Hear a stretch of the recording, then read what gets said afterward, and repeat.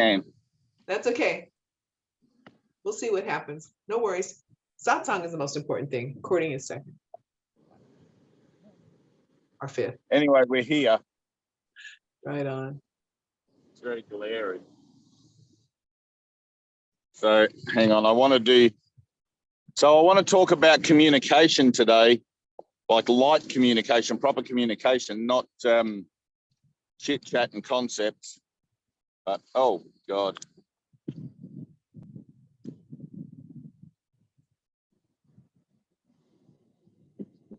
I wonder if we can get this thing to participate. There we go. Are we all in? Can you see us? We can see you, Dave, but that's okay. You have to sit there on the corner, Michelle. Yeah, I can see There's Michelle. And Dean's here too, but we can't fit. I don't know how to make the screen wide, but I know there's a way. But anyway, not to worry, not to worry. Everything in time and space is an idea of limitation. So it's not to be without limitation, but to accept the limitation exactly as it is, so that it no longer affects our peace of mind and we can go beyond it to an experience of self that has no limitation at all. So, hello. Hello. Hello. And Vinka's on her way. We'll probably hear the hoofs soon. So I want to talk about the communication, because Dean and Michelle and I have been working quite closely together for a while.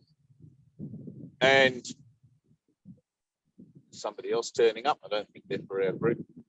We've been working closely together for a while, and we're getting to a point where the light is active in both Dean and Michelle, and they're beginning to have responses to the same as Gemma, right? So Gemma, you also have these moments where you're having light response and you're getting that reaction through the body, and taking it further than that is what I want to talk about in today's meeting. So what occurs as an idea of being a witness to something outside of the parameters of the normal experience of things in time and space,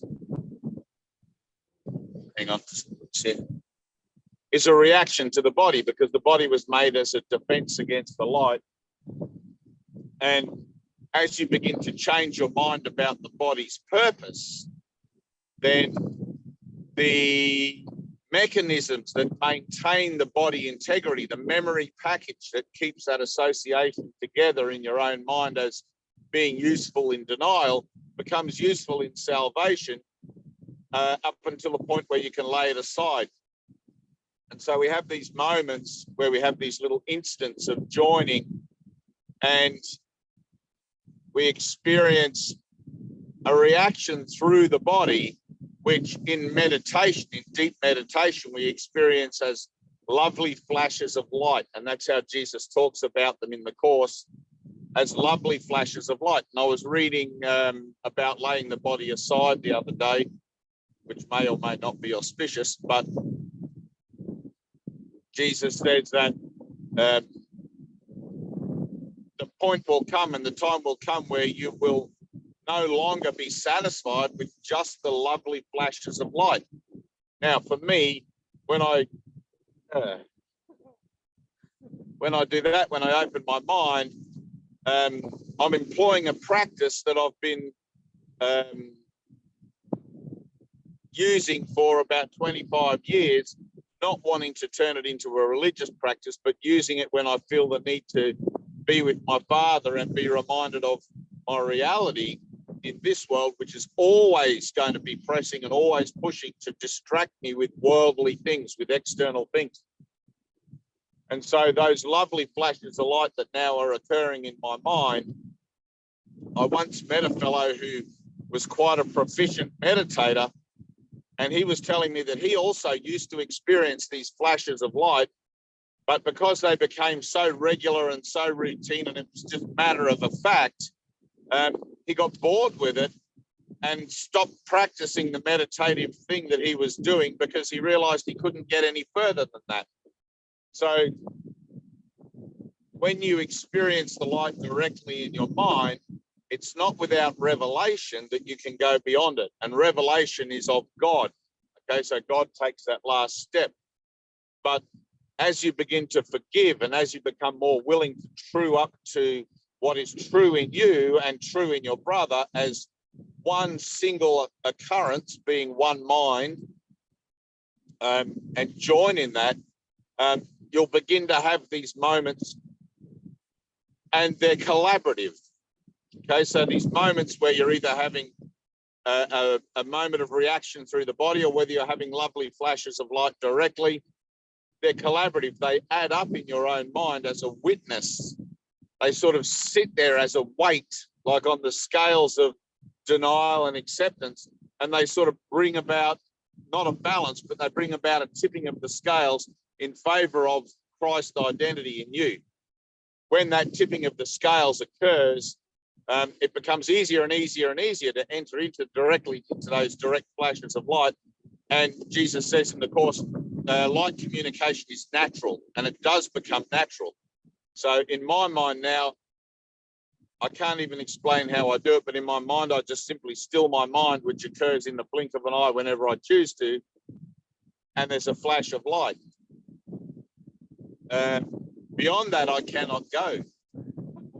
Although I dearly desire to do so, and the desire is probably what keeps me from the ability to be able to do that. But anyway, get the idea. So Dean and Michelle and I, Vinka also is sensitive to the light, and to a certain extent, we've been employing a kind of a hands-on technique where I will mediate in an energetic sense between the spirit and the form, and it's kind of like jump-starting a car with a flat battery or something. I don't really know how to talk about it, but assist in that process where there's this kind of what would you call it? Transfer of light. What would you call it, Dean? Yeah, there's some type of connection. Dean said it's some type of connection. And it's hard for me to know what occurs in the idea of the separation of things, because in my mind, it's always the same thing. There's a sense. There's a sense of a readiness and a sense of a willingness and a sense of an openness for that to occur, and then boom, it occurs. Ready? Hello, dear ones. I just asked Dave if I could share my experience. I've got to the point now where I can close my eyes and I feel this pressure in my mind, and it's just constant. The little flashes of light are just like constant, like real sharp zaps. But yeah, you know, I keep asking for another experience, but the experience is like it just goes on constantly, and sometimes I find myself where it's when I'm not having it, I get upset because it's not there. I think, oh, it's gone. But yeah. Anyway, I don't know what I'm trying to say, but I know my experience is different than Dave's, and it'll be different to Michelle's and everybody else's as well. But yeah, I just wanted to share that with you. Like, I've heard Rosie talk about her experiences when she goes to the light, and it's different again, and stands. So I suppose I'm trying to share with you that there's something starts occurring, and then it snowballs and becomes all you want. Yeah, so I just want to share that with you.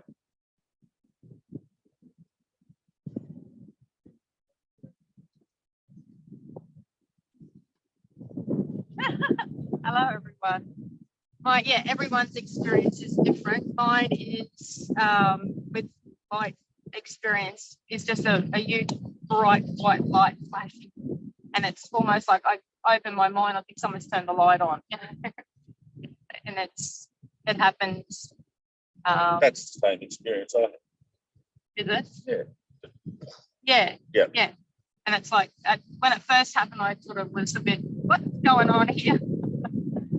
And yeah, I don't know when it happens or when it happens. It's not for me to know. It just happens. But it's cool. So one of the things with light experience, hang on, let me see if we can get this back again. One of the things with experiencing light, all of us, and I read an interesting thing. I read an interesting interview, actually. I think it was with Sri Aurobindo the other day, who was being interviewed by somebody from a magazine or a spiritual page or something years ago, some kind of publication. Can't make that go higher. Kind of losing the thing. And he was talking about the idea. They weren't really being completely certain in things, but he was talking about the idea of everyone on this earth is in a classroom. Everyone on this earth is in a school, and we come from different parts of the universe, from different galaxies and different dimensional realities at different frequencies and wavelengths of potential, I guess, to form an association to have a physical body. And one of the things that he was talking about was the relationship between that idea of astral tribes kind of thing and the idea of the 12 tribes in the Bible, right? So the 12 tribes of Israel. And when you begin to have light experiences, like you'll have, initially your light experience might be different from someone else's, but the more you true up to reality, the more you true up to truth, because there is only a single truth, the more the light in your mind will expand to become a singular experience where you join each and every other person in that same one exact light experience. Beyond that is reality. Beyond that is eternity, where there is no need for the body at all. If you were to experience that directly for any prolonged period, you'd find that you wouldn't be able to come back to your form, because the association of the form would be beyond its expiry date, simply because a moment in reality is equivalent to often thousands of years in time and space. It's like when I had the enlightenment of my mind, the whole experience, if I had to count it on a watch, would have been no more than about 5 seconds. But yet back in the room, half an hour had gone by. When I came to, half an hour on the clock, and perhaps a little more than that. So there's no correlation between the association that you have in your own mind here on Earth and what's actually going on in reality, because it's a singular moment that lasts forever. And you won't want to come back from that. It's so beautiful and so beyond understanding as a kind of a whole different form of reality. It's a whole other thing, you know. But yet we're left to this point where collaboratively we come together to pursue our mind training so that we can get to the point where we learn light communication, right? Now, to learn light communication, that has to be active. Your mind has to be active. You have to be consciously taking responsibility for your thinking and applying the principles. It does no good to have the book and not read it, and it does no good to have the book and not put it into practice. But it can often take many, many years of reading the book before you finally realize where it is that the application is in your own life, simply because denial is so thick. Denial is so shielding of any kind of true reference for the use of forgiveness in this form reality, that it takes a miracle to be able to perceive it, right? Which is why mind training is the most important thing for all of humanity right now, and training the mind to the point where the awareness of my finger on my nose is my constant state of mind, so that I don't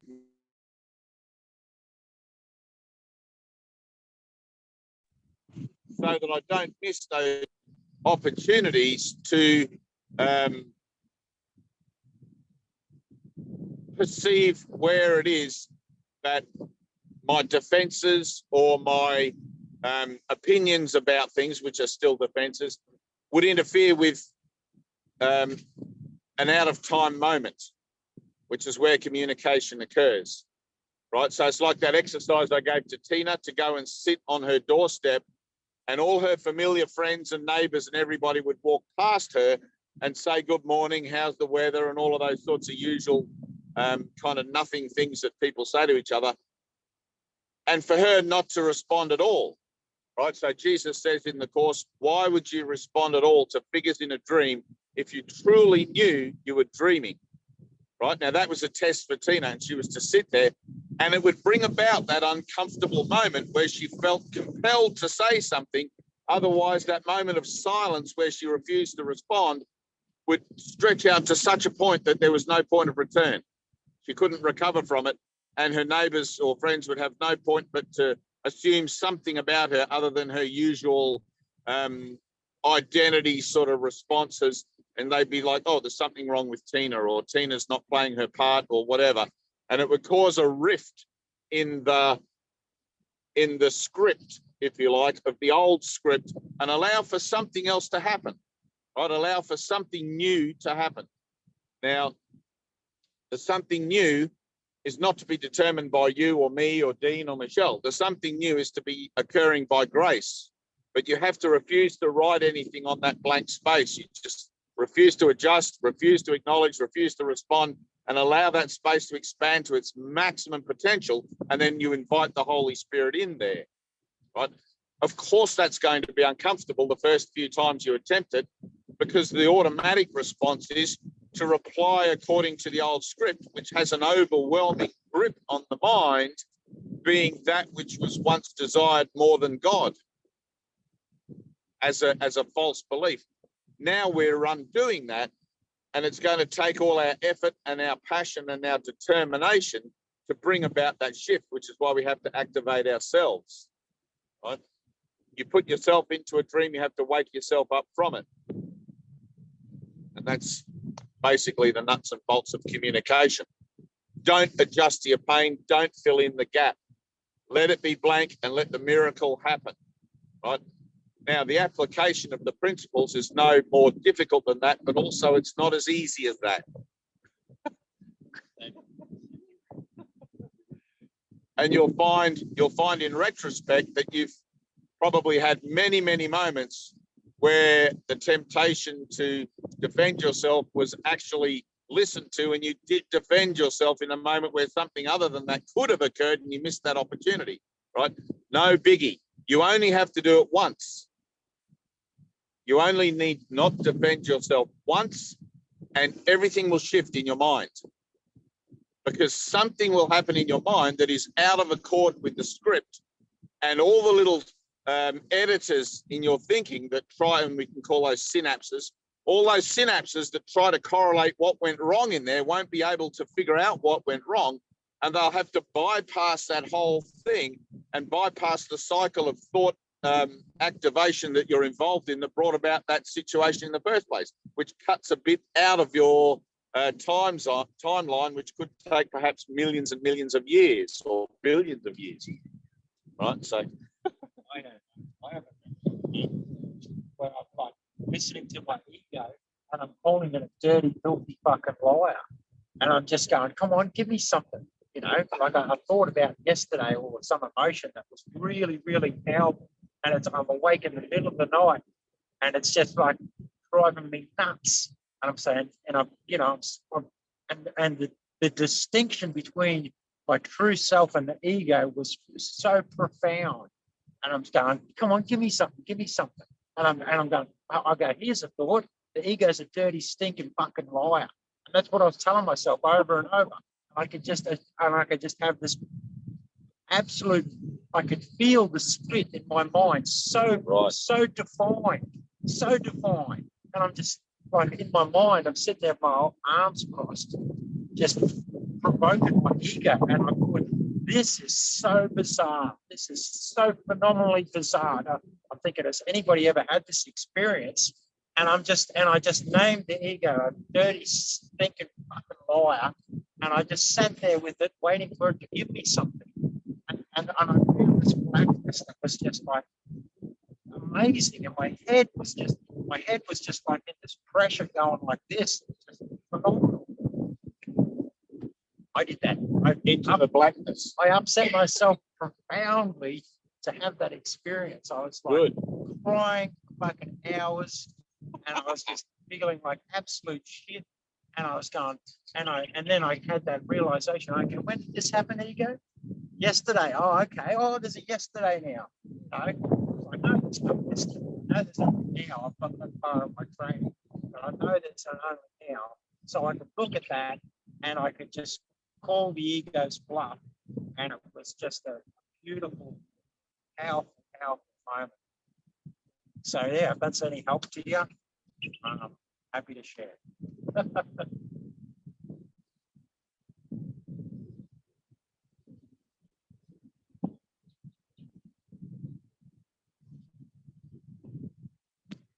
That darkness Dean was talking about, that's what you're looking for.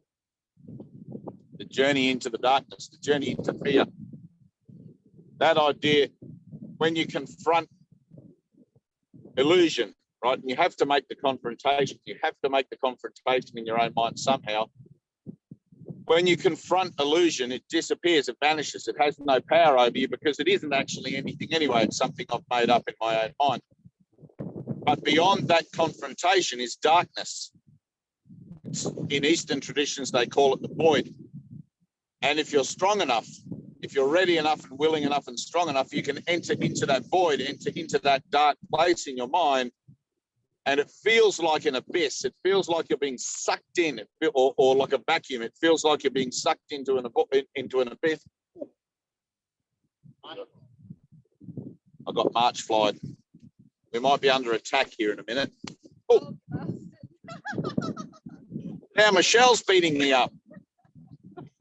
But if you can enter into that void, you'll find that you get sucked across to the other side and explode out into light, which will be reality, which will be eternity. You'll have a profound experience of remembering your father and everything else like that. It doesn't have to happen that way. There are two ways for that experience to happen. One is by the grace of God, where God takes that step.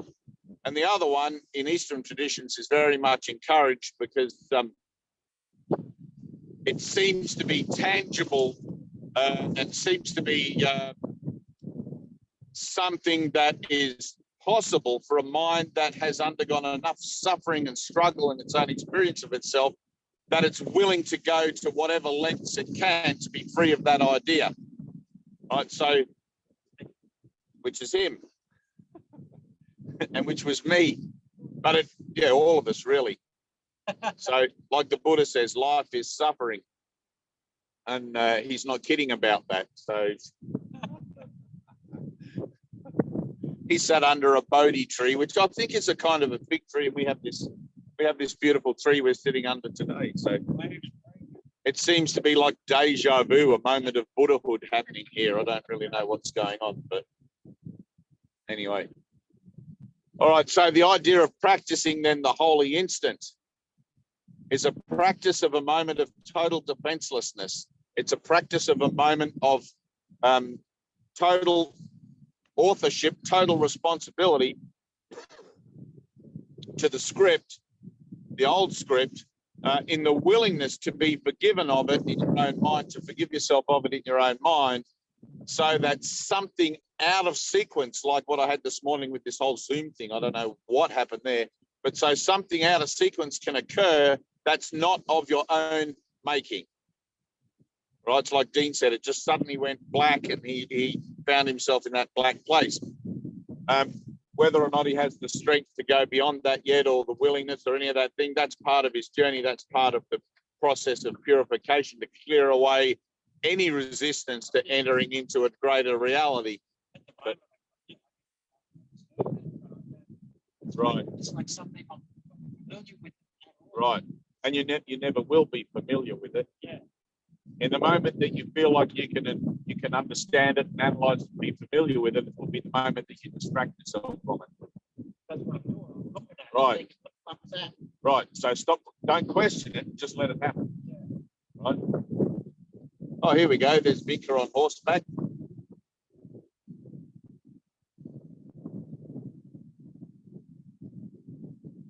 Beautiful. The wind's picking up. People are arriving. That's a different horse you have there. Go in the background there and let everybody see the horse. Our beautiful Vinca's just arrived. I don't know if you can see her. See her there. There we go. Welcome to Australia, where people just turn up on horseback, riding a kangaroo, whatever, anything. No kangaroos today. And brings flowers. And brings flowers.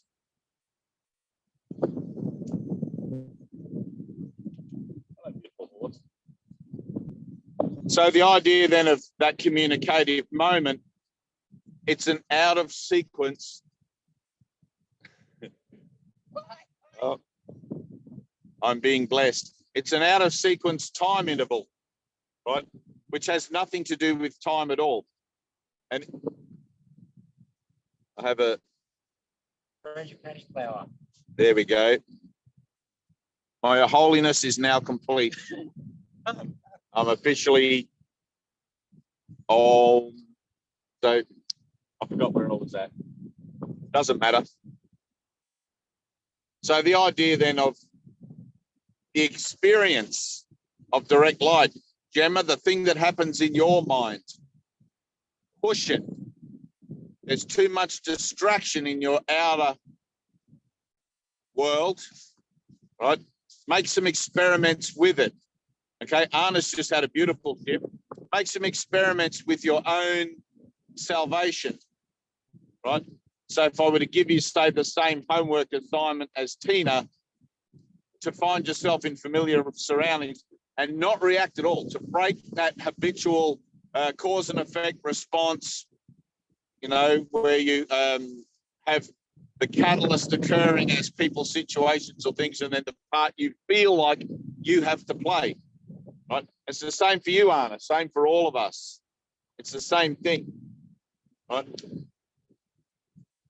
It's hard to talk about it because trying to find those moments, like you've really got to super glue your finger there. But like this one, ready?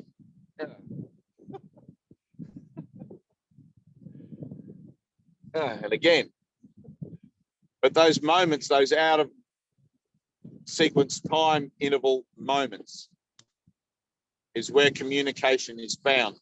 You can study the course all you want, read the book cover to cover 1,000 times, but until it goes into practice, until it becomes something applicable in a situation that ordinarily would solicit a response from you, either in the mundane or in the defensive or anything like that, it's still going to be just words. Anna, push it, push the limits. Okay, you got to activate yourself. Here I am, Lord. Be with me today. Help me to be defenseless. Why would I react at all to figures in a dream if I truly knew that I was dreaming? Okay, try to take that on board. The last few Zooms we've been doing, like yesterday's Zoom, I was talking about that beautiful passage by Adidar Samaranch, where he was talking to his disciples and telling them that the state of their conscious mind was so superficial that they couldn't even perceive how superficial it was, that they had to push hard and study hard and meditate hard to even begin to crack the shell of their consciousness and begin to perceive that there was a greater way of understanding themselves other than just through the listening faculties of the body senses, the ears, the eyes, and all of those sorts of things. And we were talking yesterday about the idea of feeling, reaching out, ignore the senses, go with your instincts, your feelings, and try to get a sense. It's like in Star Wars where Yoda tells Luke, reach out with your feelings, feel the force, right? It's exactly the same thing. You have to feel the presence of God within you. You have to feel a sense of something other than your own conscious association with yourself, and allow that to be something that you tune into, which will automatically harmonize in you everything that needs to be brought into a specific frequency or a specific range of frequency in you, so that it can be included in to help facilitate a full communicative moment or a lovely flash of light or something that will add weight of witness to the new perspective that you are attempting to take on board for yourself. Without that, all that's going to happen is you'll end up being a student of the course for the next 50 years, right? You don't want that. You've got to put it into practice. It has to be applicable. Drop the story of what you think you are and allow the new one to be written for you without interfering, right? It's like Dean. Dean used to be the most prolific storyteller imaginable when he first came along. And I would constantly be telling him, Dean, forget the story. I don't want to hear any of your stories. But these are the stories we tell to ourselves about how beautiful the day is, what I think's going on today, this is a Zoom meeting, and all of these sorts of things. They're stories in the mind, they're concepts, right? But salvation is freedom from concepts. Salvation isn't something that happens at the end of a lot of study. It's a moment that's present in the here and the now that we enter into through the application of the principles that we've discovered in our study by having a bold experiment with them and making some kind of an attempt to activate ourselves with those principles and put them into practice, right? Usually the most uncomfortable moments that come along in life are the best places to practice. Right? Practice, practice, practice. Apply the principle. Don't judge the form, apply the principle. Okay? So you guys, it's like yesterday when Anna was talking and reading the lesson. It was one of the most beautiful experiences I've had of listening to Anna read the lesson. It was coming from a whole new vibrational association that she has within herself because she'd had a shift in consciousness at some point between the last meeting and this one, and I heard her. It was like somebody who had a screechy voice as a child trying to sing the national anthem or some beautiful song of praise, and then all of a sudden they'd had singing lessons from Jesus, and they turned up the next day and they were singing like an angel, and I could hear that in the vibration of her words, not the words themselves. I could feel it in my heart and my soul where she was at, and I knew that she'd already gone beyond some point that she'd been struggling with over the last period, where the application of the principles were things that she was looking at as an idea of, all right, I've got to do this, I've got, because that's how the shift occurs. You have to make conscious decisions. You have to choose again, and you have to apply the principles. If you don't, nothing changes. There's no point becoming a master teacher or a master educator like, what's his name, Ken Watnick. The guy knew the book inside out, but had no experience or no experiential ability to transfer that experience. In our light meditations, we do that. We have these whole moments that happen through the collapse of self-identity and the willingness to not adjust to that collapse, to allow it to happen and allow something else out of time, out of our own control, to occur in the moment that we recognize the collapse by simply not adjusting to it. Right? We're going to let it happen. Essentially, we're, what they say in the East, we're dying to our old self, right? Which is going to be a painful process on this side of letting go. And on the other side, a beautiful awakening to a whole new version of ourselves that continues to evolve as a kind of spiritual maturation ever onward up until the glory of God. So the horse is showing me its backside. I think that's a sign. Or maybe nothing I see means anything. Hello, beautiful. Hello, got my flowers. Like that. Okay. Anyway, that's it. Lovely. From all of us here down under. In the dream, to all of you in the dream up there. And then we'll meet again next week. And next week, Gemma, make sure you're here because I want to go through a whole thing with you specifically, okay? If you're up for it, if you're keen. Okay, great. Lovely. We're going to Thank push things. And you. Anna, you can join in with that too, and whoever else, obviously. But yeah, leather jacket time. Woohoo. All right, love you guys. Love you, Love you Dave. I don't know how guys. to log out. Bye-bye. Thanks, everybody.